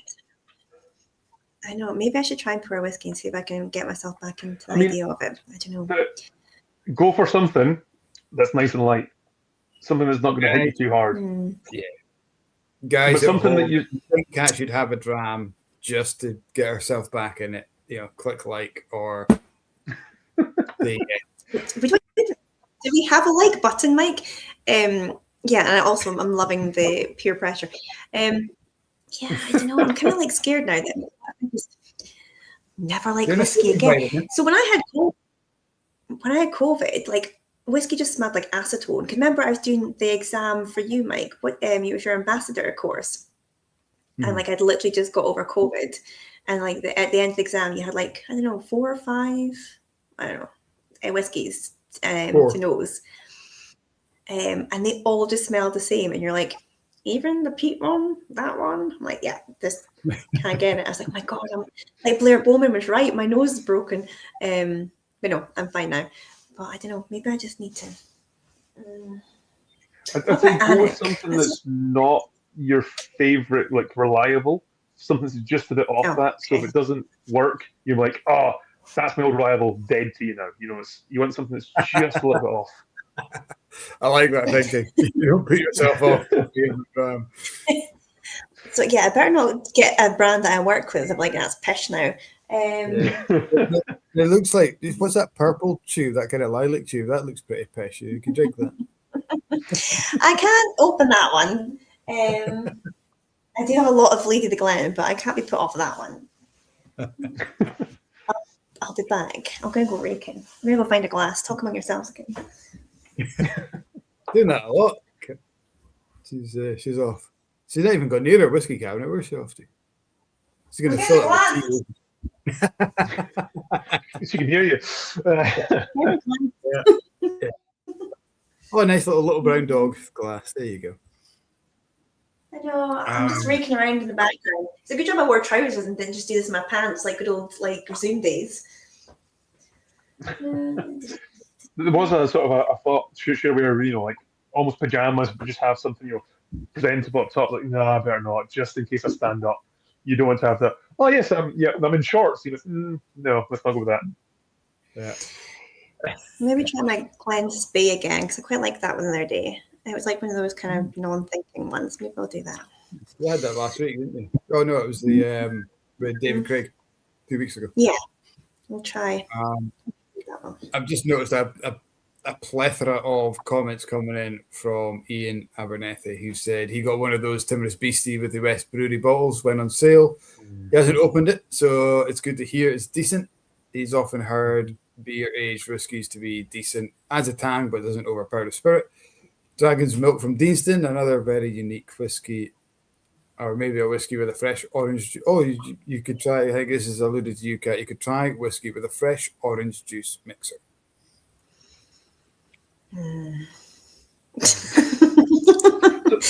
What's your views on cocktails then, if that's the...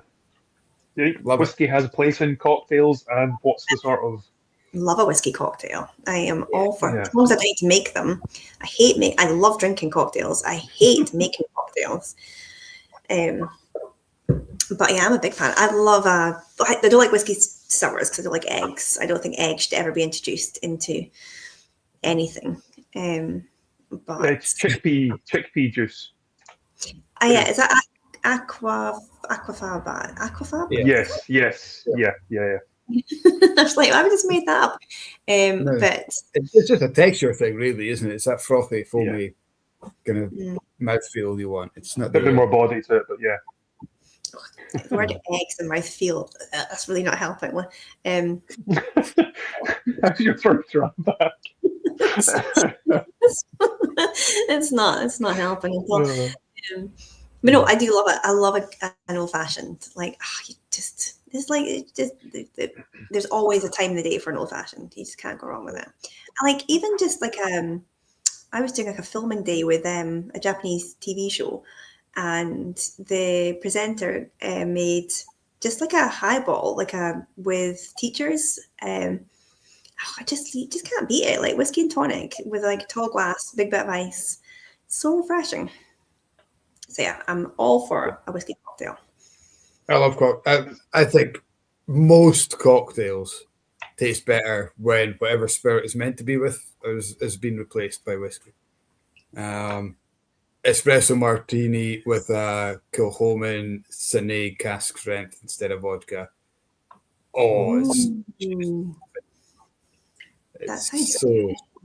That does sound good. But that's literally how I made cocktails and sort of developed like 50 different cocktails in a past life.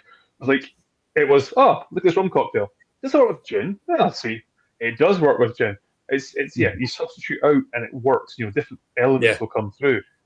But I don't know. I think the annoyance I have of whiskey cocktails is the breadth of cocktail, like variable different cocktails and differences doesn't exist. If you look at your rum, look at gin, look at vodka, there's so many cocktails. There's books and books. Whereas you've got a whiskey, it's old fashioned, highball, lemon and honey. Yeah. You like almost one hand you can count sort of the go to. Whereas you look at rums, your pina coladas, I think it's something that other spirits have marketed really well. And you look at gin, the last 20 years, before 2026, or was it 2008, I think, that Sipsmith got the kind of ruling overturned on the spirit size, and then boom, we're in a gin industry. They've twisted that gin and tonic, or that kind of very stigmatic spirit, into something that everyone is comfortable drinking, happy to mix up, get rid of the tonic, put lemonade, put it in a mixer or cocktail. Whiskey, I think we've done well, but I think we're still a long way off making it socially acceptable, unless it's a spirit-based or a heavy spirit-based cocktail, something like an old-fashioned, where you're not diluting it too much, where it's kind of, we still have that stigma that whiskey's a robust, heavy, it needs to be drunk like that. Which is ironic, because a heavy, robust spirit in a cocktail shines through. Like, it can be complex, but you still get the flavour through. But it's like, oh no, not for whiskey. We have to pigeonhole it to be this, it's a shame. But yeah, I'm trying to get a budget to play with cocktails. So just asking, curiosity-wise. And so, I mean, is that an interest of yours in general, just because of your background with flavor creation, kind of that side of things, or are you just a big, massive fan of cocktails anyway, or a bit of both? A bit of both. I think, so it was pretty much lockdown, but pre-lockdown, I'd had an idea of having, we send out little bits of gin with everything to make a cocktail sort of sign-up service. And as that was shot down, and then literally lockdown happened, and it was, what was your cocktail idea again? And we literally made up, it was like almost old-style pill bottles we had managed to get in, because it was the only thing in stock we could get. And it was 2 50ml little vials you mix together, shake or stir with ice, done. And we managed to get these aluminium sort of vials that we moved on to. And it was one, shake it or stir, done. And it's like, you've got the theatre of it all, but from my side, I get to sit and just make cocktails and drink cocktails for years, pretty much, during lockdowns. It was good fun, but we never really went into the whiskey side. We did rum, we did gin, we did some vodka ones, which, it's just vodka ones are the boring ones. It's like, what if we play and twist into, and we're looking at what's the next step? What can we do? I've got a tasting on Sunday, and the guy's like, oh, what cocktails do you recommend? We're thinking an old-fashioned. I'm like, everyone thinks of an old-fashioned. I love old-fashions, nothing wrong, but there can be more, there should be more there than just old-fashions. Yeah. Even within an old fashioned, you can really mix it up. Add a bit of chocolate bitters or a chocolate liqueur, or I don't know, something cherry based. Or you can really mix it up and pick a whiskey to go with that. Kind of classic is bourbon, but go for something smoky. Go for something heavy sherry, a wee dash of Oloroso sherry in there to mix it up, and you can have fun. Although it has to, it's old fashioned, but. Don't be afraid to. And one thing I hate variants, it's you don't put good whiskey in cocktails. Keep it for the blends or keep it for the cheap stuff. You're just going to make shit cocktails doing that. Mm-hmm. No wonder you don't like whiskey cocktails if you're just putting cheap stuff in it. That's like the old analogy is go to a restaurant and ask for the steak pie. It's not the cheap beef they put in it. They still spend good money on good quality beef because they want to make the best pie. So. It's all about quality equals quality. What you put in, you get out. So yeah. We're going to do a Blether with a mixologist, Kat, and we're going to talk nothing but whiskey cocktails. Is this you telling me that you've got this organised, or is this you requesting that I find a mixologist? No, right after. We're going to do that right after the James Cosmos Blether, which John is going to set up for us. Easily. But sure. Actually, I know a guy who does tons of good cocktails. Coco, Diego knows him. Ask Diego about Coco. He's called Coco because his last name's too hard to pronounce. He's French. Not Chanel. No, it's long and just call him Coco. So, okay, Coco. But he's I've written down on my bit of paper, Coco asks sponge face. So Yes. I better not drink too much tonight. I'll be like, what was I talking about? Licking floors at the start, remember? Yeah. Do you know, you were lucky. That's tamed compared to some of the shite that comes out of my mouth.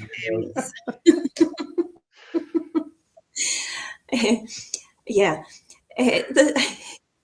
I hope the guys at Fib have an Annandale, because I've just got the best label for a Blether whiskey.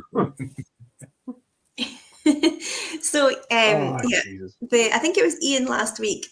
So I mean, I don't know how true it is, but quite often if something unusual is said on the Blether, it's often me that said it, and I think it generally is taken out of context, because I don't think it was always as, you know, as it came across.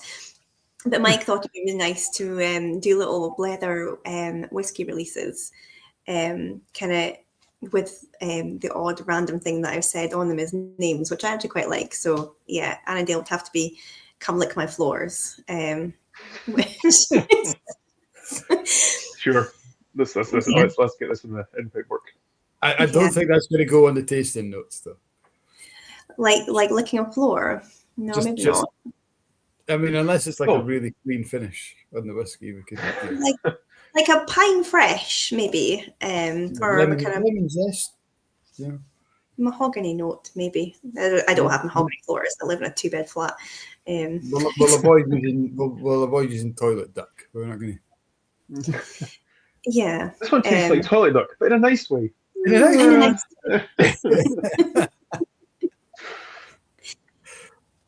you know, like it's like that again, that century thing. You know, you can maybe remember of. I know your nana had really clean toilets that makes you think of going around to visit your nana. So it might be a nice thing. My nana generally had really clean toilets and loved toilet ducks, so that's why my brain went there. But yeah, it's potentially an idea. Why are we talking about this now? I can't even remember now. I haven't even drank whiskey. I don't even have a reason to be rambling nonsense. Was your Blether release? I can't speak anymore. Oh, that's right. Yes, the Blether whiskey releases. Yeah, because quite a few people asked me at David's Festival about Blether merch as well, so we'll have to get that on the go. And on for the guys as well, because I'll probably forget towards the end, and I have to do things while I remember. But for everyone that came up to say hello to me and Mike at the festival, all our Blether watchers, thank you so much. It kind of made my day. It was so lovely. You guys are awesome. And the guy that came up to me and said, wow, you're prettier in real life, but much shorter. Thanks. You're pretty in real life, but much shorter. Yeah. I mean, I love it. It's a bit of a backhanded compliment, because I thought really ugly on screen. You know what? I just listened to you. Turn off the screen because don't like your face. Oh, geez. I loved it. I think that was one of the best. I want that on a t-shirt. Pretty in real life, but actually really short. I think that made my day. Everybody came over. That's a t-shirt that Greg Schwartz could wear anywhere, because everyone is really short compared to Greg. And maybe Frank, maybe Petehead Frank. Yes, I do believe that I maybe just only speak to Greg's knees when we could. Very tall man. That's a dangerous area of topic to go into right now. Just thinking about cocktails, Dave Fackerson's written up gin and Fanta. So Dave is a regular viewer of ours, and I can't remember the exact context of the full story, but I think he always used to post on Facebook about various different gin concoctions he'd create on a Friday, Saturday night, and it would be like gin and Fanta, gin and like just random fizzy juice. Mm-hmm. And he'd always tag a little brown dog in, because they do their Aberdeenshire foraged gin. And Andrew was doing a tasting at Mike's whiskey shop, and he said, there's some guy on the internet that's always tagging me into these random gin and Fanta cocktails. And then Dave's like, that would be me. In the tasting. It's quite a Spanish thing, actually. I think the Spanish do gin Fanta, and that's an easy mix. But my old gin and Red Bull. Gin and Red Bull. Yeah, had a lady come in. She literally had a day and was having a girls' night, and she walked up to the bar and said, "Give me something with Red Bull. Just chuck your gin in, it'll be fine." But she gave her two, slammed one, and walked over. Oh, and you're like, she's not having a good day. We then went, yeah, sure, and poured one ourselves. Oh, and Jesus, it worked. Like the cinnamon sort of notes, and it just worked. Like this is something we can do, guys. I hope you. Yeah. I hope you have the tagline. It gives you gins. Oh no, my days. Yes. I just messed with you going now. Better that than it gives you chins. Like nobody wants Chins. double chin. Like if you're fat. Yeah, that's an interesting combination. I don't even think I've ever had Red Bull before. I'm too scared to drink it in case I can't get to sleep. I'm probably okay now that I'm 40, but I don't know. Just you're always told not to drink it when you're wee. So I'm like, I don't know if I'm old enough yet to drink a Red Bull. I don't know. See, my dad used to. Well, he was in the forestry, and Red Bull used to do events in Dublin and Galloway, and he'd come back like, it's only a month out of date, guys. There's a crate of original, true Red Bull, and the flavour was incredible. Like I'm sad that it's changed so much from what I remember. Like that was peak Red Bull flavour, and I was just like, there you go, have it, enjoy, here you go, and that was childhood. So Can you imagine the kids nowadays on that Red Bull? My God. Yeah. The sugar content, the caffeine, whatever B vitamin. Yeah, no, Jesus. Yeah, But it would give them wings. Yeah. Jeff Whisky, good evening, Jeff. Great to see you on Saturday. Far too brief. It would have been great to have more time. He said, even though instead of gin and Fanta, would Glen Scotia and Fruit Twist Fanta work? I'm guessing Fruit Twist Fanta. Fruit Twist is my favorite flavor Fanta. Yes. Is that the pinky red one? Like the yeah. You put that in the freezer for about 45 minutes to an hour and take it out and you pour it into anything. It's like slush. It slushes so hard. It's so fast. Please never say it slushes so hard again. It's giving me a little bit of the egg. It slushes so hard. It's so fast. I mean, the definition of slush is it's not hard, so that's. Look, this is almost worse than the egg challenge. Can we not? That's it's so good. I used to when I worked at Blockbuster back in the day. This is so retro. I'm loving it. Fanta Blockbuster. Delivery of Fruit Twist Fanta, and we'd always put one of the bottles in the freezer to have at the end of the shift. And we had a Vicky wine next door. Get some, back in the day it was Morgan's. I drank Morgan's and Fanta Fruit Twist slush. Oh, just brilliant. Yeah, I can see that working with Glen Scotia.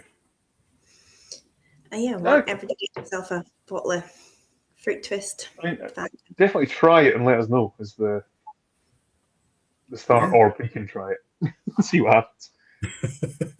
We're just adding inspiration to your future cocktail list that you're going to put together. Like, this next thing was Annandale. Annandale Fruit Twist.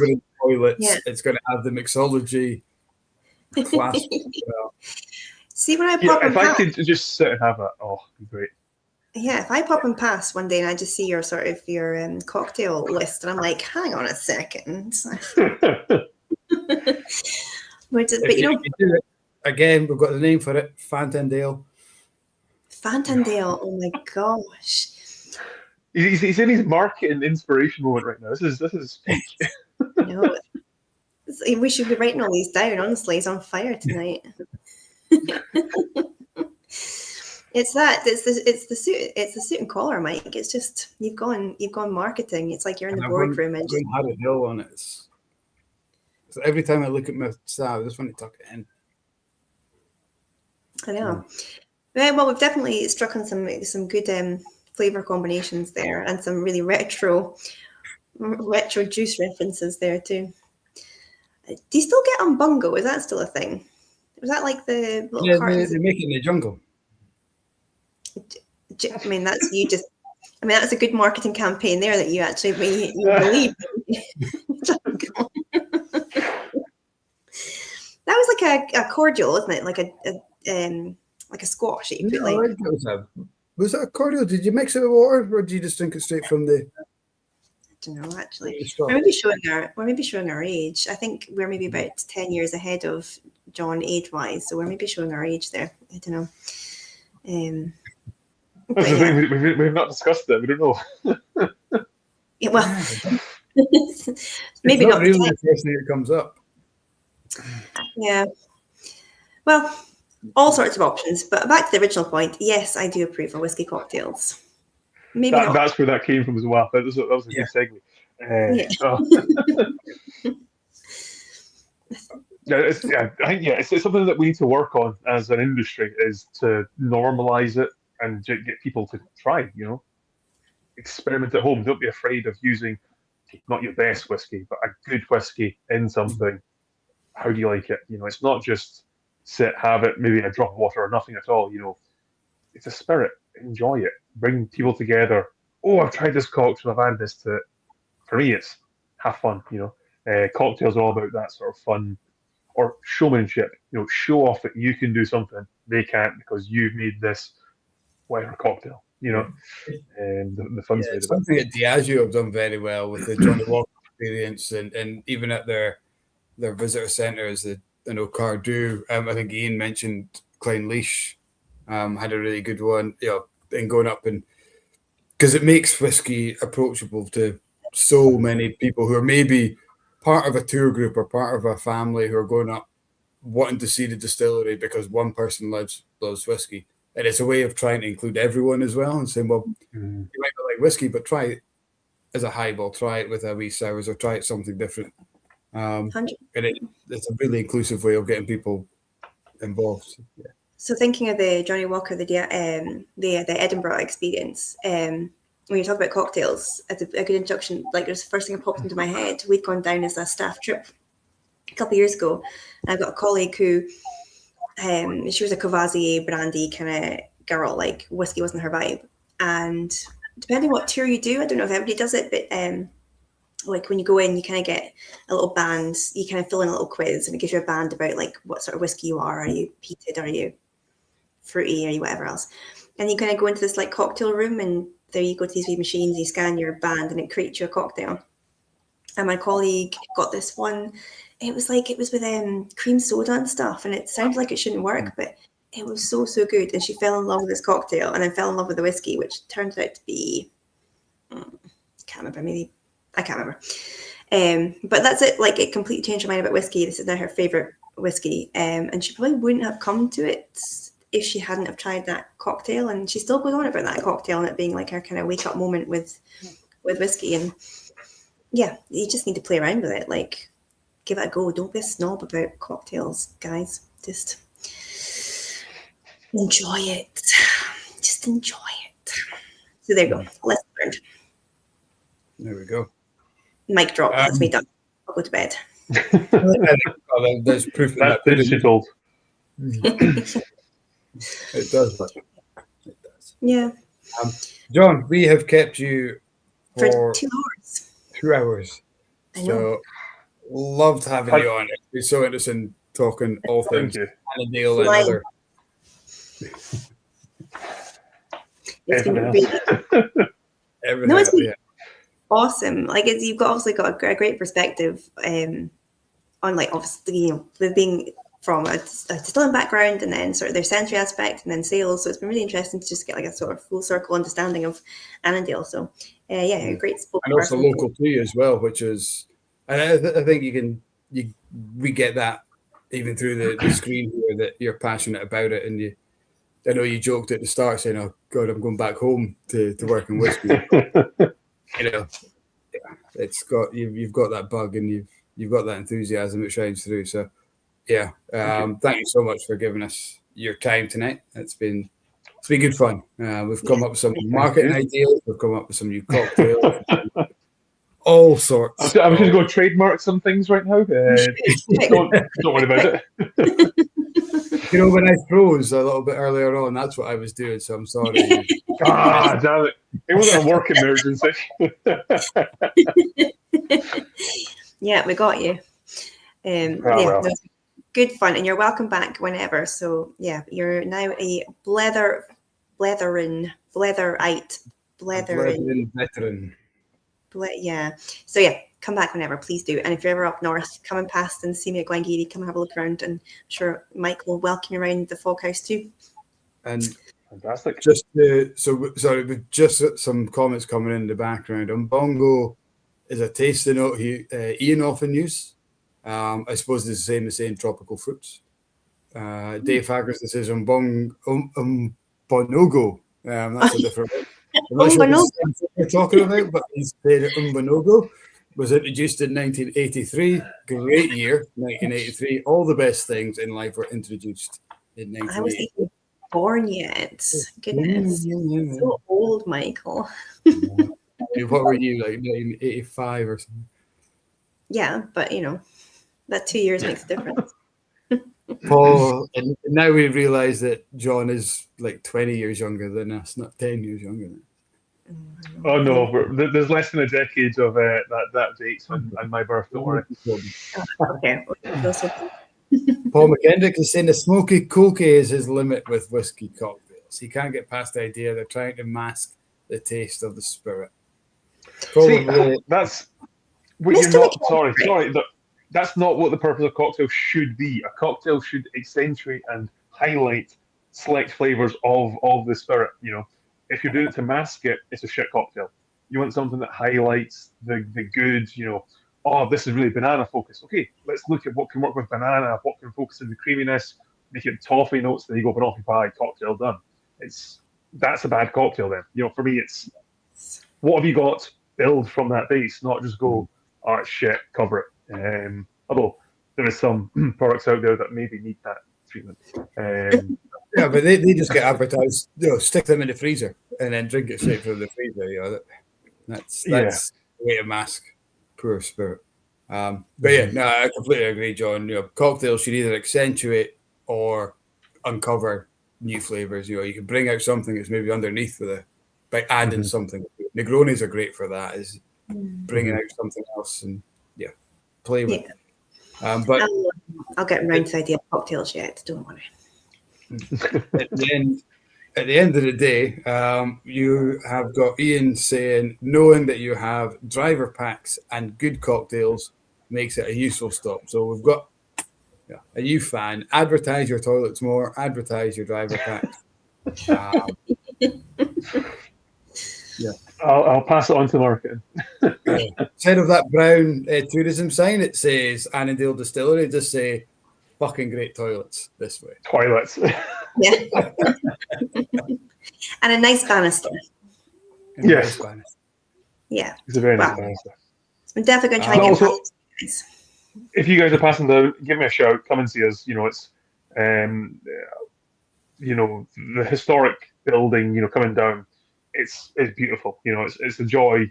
Most days going to work when it's not pissing down with rain or hailstones. It is a lovely sort of little vista you come into.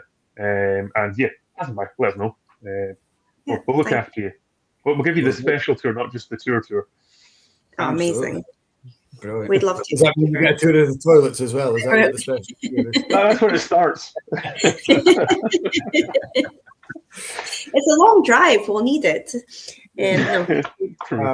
Before we go, Kat, who is on next week's chat?